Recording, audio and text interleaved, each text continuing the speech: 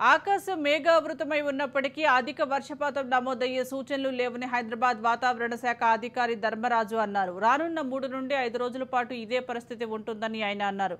అయితే ఉత్తర తెలంగాణలోని 5 జిల్లాలకు ఓ మోస్తరు వర్ష సూచన ఉన్నట్లుగా తెలిపారు. పెద్దపల్లి జిల్లాలో ఓ మోస్తరు వర్షపాతం నమోదయ్యే సూచనలు ఉన్నాయని అన్నారు.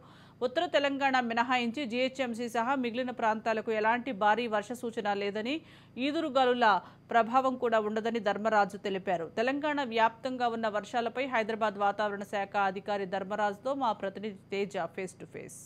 ఆకాశం అయితే మేఘావృతమైంది. గత 7 రోజులుగా కూడా ఇదే పరిస్థితి తెలంగాణ రాష్ట్ర వ్యాప్తంగా ఉన్నటువంటి పరిస్థితులే మనం చూస్తున్నాం. ఇదే నేపథ్యంలో మరి రానున్నటువంటి 3 రోజులు కావచ్చు, లేదంటే వారం రోజులు కావచ్చు, వాతావరణం అనేటువంటిది ఏ విధంగా ఉంటుంది అనేటువంటిది మనం తెలుసుకునేటువంటి ప్రయత్నం చేద్దాం. మనతో హైదరాబాద్ వాతావరణ శాఖ అధికారి ధర్మరాజు గారు మనతో ఉన్నారు, మాట్లాడదాం. సార్, ప్రధానంగా ఏంటి 7 రోజుల నుంచి కూడా చూస్తే ఆకాశం మేఘావృతమైంది. కొన్ని చోట్ల అంటే నీళ్ళన్నీ కూడా వరదలై పారుతూ పొంగి పొరులుతున్నటువంటి పరిస్థితి. కానీ రానున్నటువంటి ఇంకా మేఘావృతంగానే ఉంది.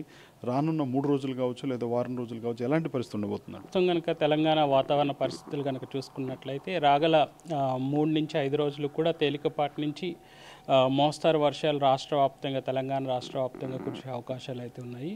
ముఖ్యంగా జీహెచ్ఎంసీ ఏరియా తీసుకున్నప్పటికీ కూడా తేలికపాటి వర్షాలు అయితే సూచనలు అయితే ఎక్కువ కనిపిస్తున్నాయి. మనకి రానున్న 5 రోజులు కూడా మేఘాకృతమై ఉండడం, చిరుజల్లులు మార్నింగ్ టు ఈవినింగ్, ఇవి ఇంటర్మీడియట్ స్పెల్స్ అంటాము ఇన్ జనరల్గా, అప్పుడప్పుడు వస్తుంటాయి, అప్పుడప్పుడు పోతుంటాయి.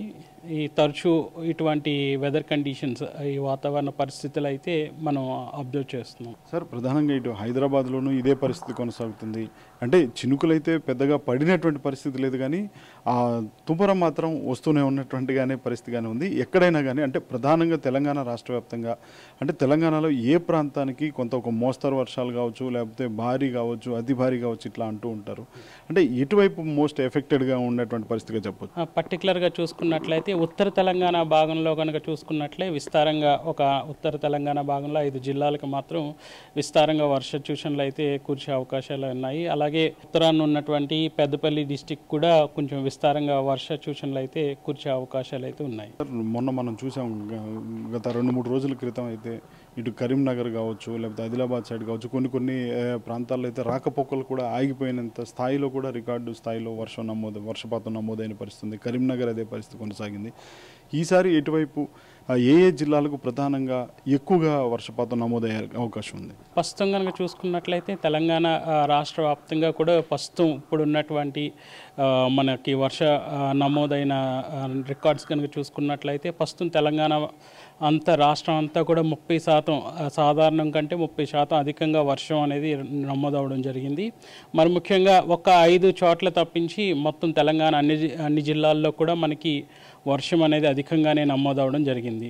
రానున్న రోజుల్లో కూడా ఈ వర్షం అనేది అధికంగానే నమోదయ్యే అవకాశాలు అయితే ఉన్నాయి. మరి ముఖ్యంగా ఉత్తర జిల్లాలకి కొంచెం ఈ వర్షపాతం అనేది ఎక్కువగా కేంద్రీకృతమై ఉండే అవకాశాలు అయితే ఎక్కువ ఉన్నాయి. అంటే ఇటు ఏదైనా సూచన, ఇటు చేపల వేటకు వెళ్ళేవారికి కానీ, లేకపోతే పంటలు వేసినటువంటి రైతులు కొన్ని చోట్ల మనం పంట నష్టాలు జరిగినటువంటి పరిస్థితులు కూడా మనం చూస్తున్నాము. ఈ పరిస్థితుల్లో అంటే అట్లాంటి వారికి ఎలాంటి సూచన చేస్తారు? ఈ వర్షాల యొక్క తీవ్రతను బట్టి మేము ఎప్పటికప్పుడు కలర్ వార్నింగ్స్ అనేవి తెలంగాణ గవర్నమెంట్కి ఎప్పటికప్పుడు జారీ చేయడం జరుగుతుంది. వర్షాల యొక్క తీవ్రతను బట్టి కూడా మేము కలర్స్ కూడా మారుతూ ఉంటాయి.